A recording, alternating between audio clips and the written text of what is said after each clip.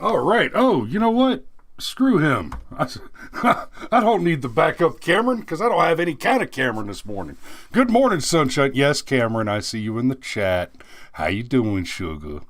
All right. So the world is on fire. I want to start with this. As you're looking at the gas stuff, I was checking on Gas Buddy just a minute ago. There are, give or take, about 50 gas stations within 5 miles of my house. Of those, seven currently report having fuel. That's it. 7. Of those 7, 4 are out of diesel. Now, in fairness, of the 43 that are out of gas, a few of them claim to still have diesel. What surprised me, though, is an extraordinarily large number of those are reporting that they don't have electricity.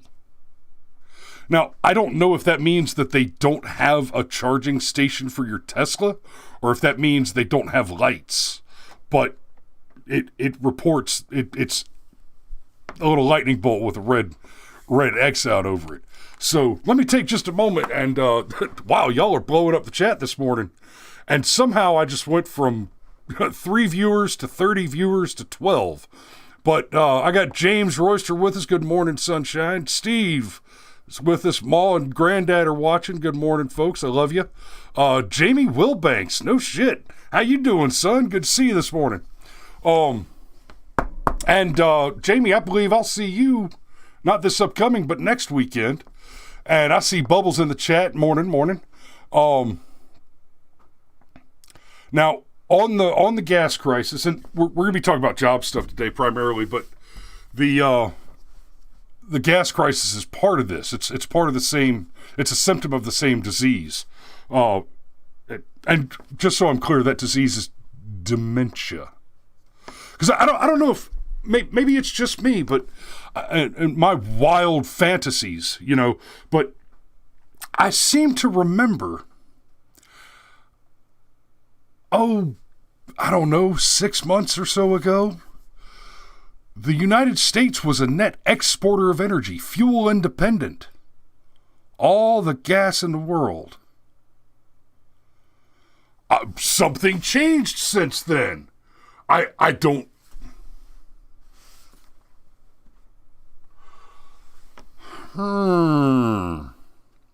Wonder what happened there. So, we've got problems. We do. And I want to share this story with you from Changing America, thehill.com. You're going to love this.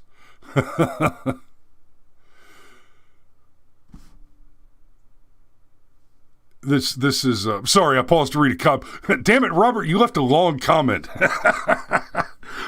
Sorry, I paused to read Robert's comment. Let me just pull up this article real quick, and I'll switch off the backup Cameron, because he doesn't need to be taking up space on my monitor. Anyway, 1,000 feral cats released onto Chicago streets to tackle rat explosion. Okay. The first thing to understand about the problems we face. The Democrat, the gun-grabbing Democrat. The first thing you must understand about the Democrat is that every solution, or rather the solution to every problem, as far as the Democrat's concerned, is to point a gun at it. They're incapable of a solution that doesn't begin and end with point a gun at it. Their solution to gun violence is let's get together a bunch of guys with guns and go point guns at the people who have guns, especially the ones that aren't doing anything wrong with those guns. Their solution to poverty is let's go find some people with money and point guns at them. That's called taxation. Okay? The solution to every problem that a Democrat sees is point a gun at it. Every time. There are no exceptions to that statement. The solution is never, let's coordinate a solution, let's rebuild a disaster area. No. The solution is always, let's point a gun at it. And the hope is that by waving a gun at a problem, that you can scare the problem into fixing itself. That is the extent of their intellectual prowess. So, what does that have to do with releasing 1,000 feral cats onto the Chicago streets to tackle a rat explosion? The Windy City has ranked number 1 on pest control company Orkin's list of the rattiest cities in the U.S. for 6 consecutive years. So, story to glance. The Treehouse Humane Society kicked off a program to release feral felines into areas experiencing rat problems. The shelter says only rescued cats who cannot thrive in a home or shelter environment or cannot, be reintegrated into their former colonies are used for the Cats at Work program. The Tree Humane Society has placed over 1,000 feral cats onto Chicago streets since 2012. Okay. So, since 2012. So this is a long-running program. Let me tell you about releasing... Good God. Oh. Once upon a time, Korea was starving. So they brought in rabbits. Because rabbits breed fast, you can eat them, right? Well, the rabbits didn't last long. They just didn't thrive. So they brought in bullfrogs. Because bullfrogs reproduce quickly. They're large frogs, and you can eat them. The frogs got out of control. The frogs bred so fast that they began destroying the natural environment. And so they brought in snakes to eat the frogs, to try and get the frog population back under control. I shit you not. This was a newspaper article that I had to read in Korean when I was studying. And they encountered a new problem. The bullfrogs were so large and so aggressive that the frogs ate the snakes. Now, fast forward a little bit, look at Hawaii.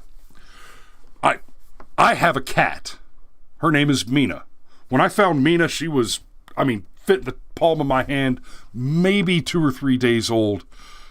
She was curled up under my grill, and I heard her crying, so I, gave her a little saucer of milk, gave her a little bit of fish, gave her a little bit of chicken, took her to the vet, and that was, almost 12 years ago. I've had that flippin' cat nearly as long as I've been married. Well, Mina is a feral stray from Hawaii, just down the street from where we lived in Hawaii. In God, what's the name of it? Anyway, Kapiolei. Just down the street from us in Kapiolei, there was a U.S. Navy exchange gas station, behind which was one of the largest feral colonies on the island. I believe it may have been the largest feral colony on the island. Hawaii is overrun with feral cats and incidentally feral chickens, but it's overrun with feral cats. How did that happen, you might ask? Well, once upon a while ago, Hawaii had snakes. They had a bit of a problem with snakes. And in order to solve the snake problem, they brought in mongoose to hunt and eat the snakes. Well, the mongoose ate all the snakes. There are no snakes, 0 snakes on the island of Oahu, except for I think it's 6 there's a reptile house in the Honolulu Zoo, but that's it. Like, when you go to Hawaii, if you're one of those people that's just terrified of snakes, if you go to Hawaii, somebody can point to all of them and tell you you're safe. There they are. There they are. 1, 2, 3, 4, 5, 6. They're on lockdown. But the mongoose ate all the snakes and got out of control, and having exterminated their primary food source, were an even bigger problem because they're feral mongoose without a primary food source. So, of course, they started attacking other things, like people's pets. So they brought in feral cats to eat the mongoose. Well, they ran out of mongoose. The cats took over. They're freaking everywhere. They're a problem. This is Democrat policy. Okay, this is, yes, we're talking about Mazie Hirono's Oahu. Yes, that one. The dumbest woman in Congress, right? Now, I'm not saying Mazie Hirono brought in the cats. I'm not saying that she did those things. I'm telling you that the people that run the government in Hawaii are Mazie Hirono. They think on her level. They think on the level of a Democrat, a Marxist. Okay? Understand, these people are Marxists. They're socialists. I challenge you. Go read Marx. Go read the Communist Manifesto. Go read Das Kapital. If you've ever had any legitimate intelligent training in academic analysis study, if you've ever actually studied at the high academic level, and you don't come away from reading Marx thinking, how could anybody have ever taken this man seriously? Then you're not someone who can be taken seriously. You're not actually capable of critical thought. It has escaped you. What do you mean, so speaking of work, Steve? Shithead, I'm talking about Marxism. How do you think we got to the work problem to begin with? We got a bunch of damn Marxists in the office. So, Marxism. What does Marxism say? That all this crap about take it back for the workers and blah, blah, blah. And frankly, Marxists don't even understand what Marx was talking about. All they understand is that this drunk, this absolute reprobate of an inebriate who allowed several of his own many children to starve to death while he and his family shared a single pair of pants that they had to take turns with in order to leave the house, which wasn't really a significant factor in their life because none of them had a fucking job. He is the brilliant, inspirational thinker behind what gets us to the current situation in America. And when I say the current situation in America, let me show you this. McDonald's hiring $500 sign-on bonus. This is in Cranberry Township, Pennsylvania. So, you know, right down the street from old Scranton Joe's home stomping grounds. Yes, Steve, Churchill was a drunk, but he was not a reprobate. And Churchill had the wisdom to take a nap. So, at 2 o'clock in the afternoon. But Churchill also taught us that you cannot drink scotch all day, or wine, unless you start in the morning. So, McDonald's hiring $500 sign-on bonus. Now, this is an anecdotal example, but it's happening all over the place. All over the place. Steve says, Cranberry isn't near Scranton, it's north of Pittsburgh. Steve, we're in Georgia talking about a man who lives in the White House. Perspective, friend. Perspective. Come on, man. So, you have the argument from the left that nobody should have to work for anything less than a living wage. But they won't tell you what a living wage is. They tell you they want to fight for 15, the minimum wage, a $15 minimum wage. We are already looking at rampant runaway inflation. Gas prices have increased by on average 50% in the last week. And don't get confused. The gas crisis right now, that's not exclusively because one pipeline got hacked. Okay? Remember, we talked about this yesterday or the day before. As recently as last Wednesday, well before the Colonial Pipeline hack happened, most major news outlets were already predicting gas shortages coming soon, right? That was without a hack. Moss says we saw a $500 sign-on bonus in Conyers too. Wow. I wonder if I could go in and fill out an app and just take their money and run. Because, that's a bit of what's happening out there. People are being paid to not work. So it is a bigger problem than many people understand. If I'm offering you, because, okay, unemployment plus the bonus, it's between $15 and $16 an hour is what people are getting paid. The rough equivalent to $15 to $16 an hour in unemployment is what people are being paid right now to stay home. That's an obvious push to get that increased minimum wage, and at the same time, that poison pill of getting you hooked on the idea of a universal basic income.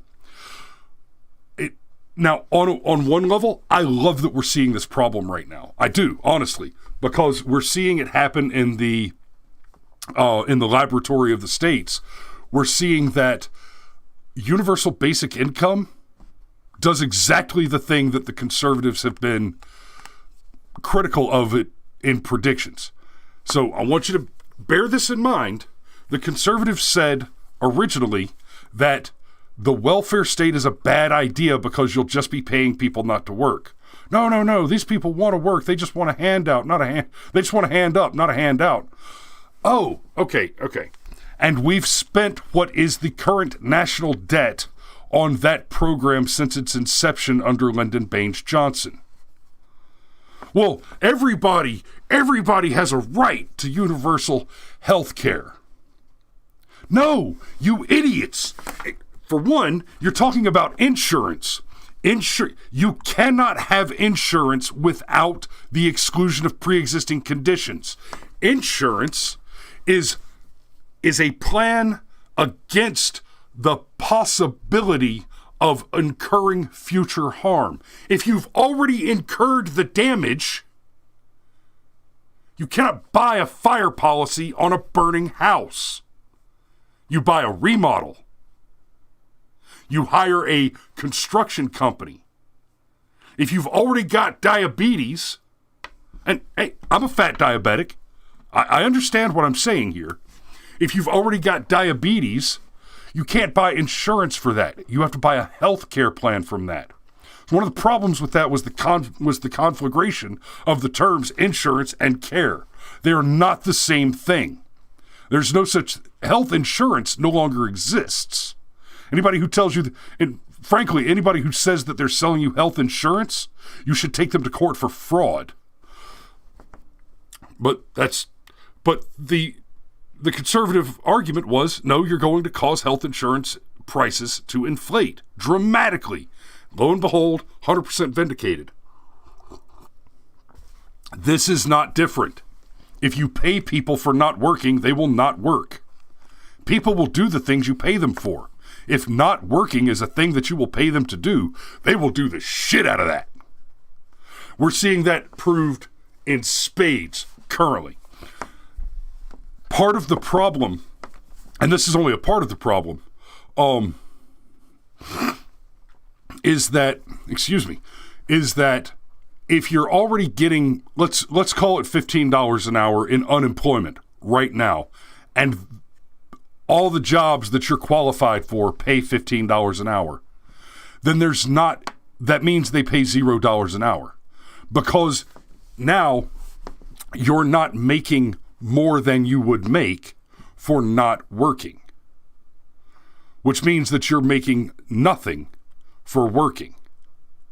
It's not just that you'd rather get paid $15 an hour to do nothing. It's that if you go to work, your situation doesn't change, which means it's the same as getting paid nothing to go to work. It gets worse. Let's say a job offers you $30 an hour. Oh, well, okay, so if I go to work instead of sitting home on my ass, I make twice as much as if I sat home on my ass. Yeah, except for, well, your gas is suddenly $5 a gallon. So that $13 an hour, that $30 an hour, well, it's really only $20 an hour. And if I'm really only making $20 an hour, that's only $5 more than I'm making staying home. You know, once I'm in the job, I'm paying for my health insurance through the job and I'm coming off of Medicaid. Yes, Steve, this is dry run for universal basic income. That's what I'm saying.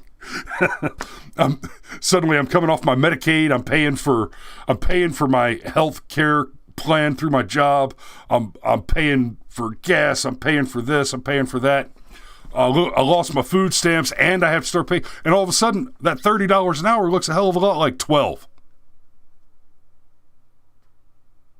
A couple years ago when I was going back to college, I took the minivan out and I set it up with Uber and Lyft and did a little bit of that running around between classes and here and there just to pick up a little extra money. And there is no extra. There is only more. So I ran around to pick up a little hustle money. Guys, it was mind-blowing. There were people hiring me to take them to work. And I would talk to them.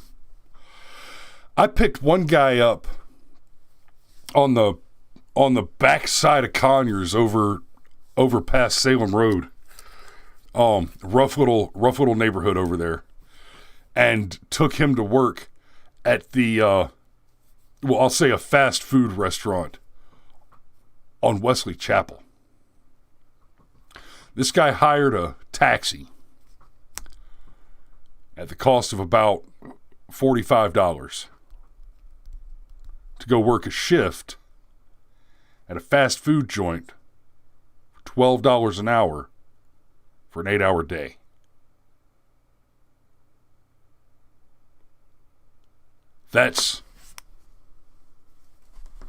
He spent half the money he was going to earn just to get to and from, because remember, he paid me $40, give or I don't remember exactly what it was, but it was around $40 to get him to work. And he was going to pay somebody else that to get him home. That's insane. That's insane.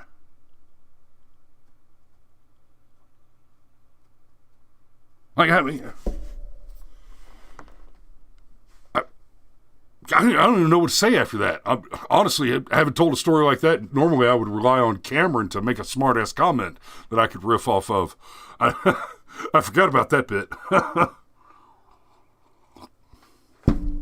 So, there will be no end to the unemployment crisis. It will continue to get worse and worse. And part of the problem with the Democrat is when they see a problem and the solution doesn't work, their solution to the solution not working is to solve it more.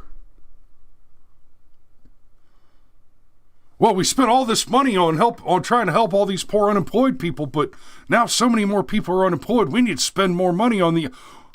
What? Okay, I'm going to leave you with this. If you want more of something, you subsidize it. If you want less of something, you tax it.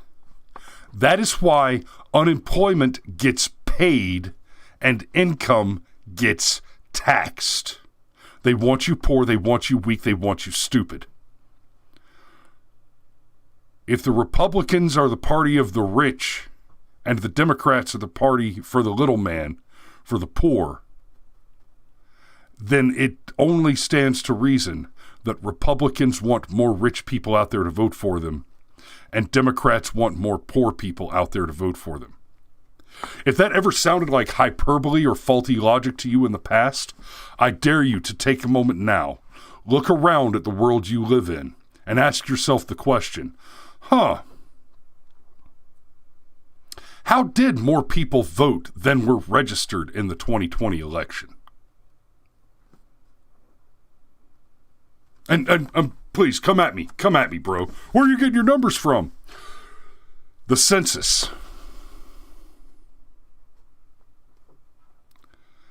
As much as I hate the beast that the census has become, It's data worth reading. And I challenge every one of you that's watching me now or in the future after this show is off live, assuming that the statement I just made doesn't completely get me thrown off of YouTube, which is a possibility. Crowder just got his second hard strike. I'm working up to mine. I challenge you to read something. Read a lot of something. Read everything you can put your hands on. Ribbit. Y'all be safe out there. We'll have Cameron back tomorrow morning, hopefully. And tomorrow we are going to be talking about... We're probably not going to score a bunch of... It's not going to be a usual Firearms Friday show because we're going to be talking about the changes to the citizens arrest law, because that is a much bigger deal than most people understand right now. It's not getting nearly the press that it needs to get. That is a major usurpation of individual sovereignty. It's a huge move to the left. It's an absolute betrayal. And if you weren't ready to say that Governor Kemp needs to be out on his fucking ear already, this did it. This was it. I may have been able to give him the benefit of the doubt and say that his weakness over the last several issues was a result of either policy ignorance or having been, shall we say, extorted by the enemy. I may have been able to give him the benefit of the doubt there. But with the signing of this bill, he is the enemy of the American people. He is that enemy which is domestic, against whom we must stand to uphold the Constitution. But I can't put a finer point on it than that. I'll see you guys tomorrow. Y'all be safe out there.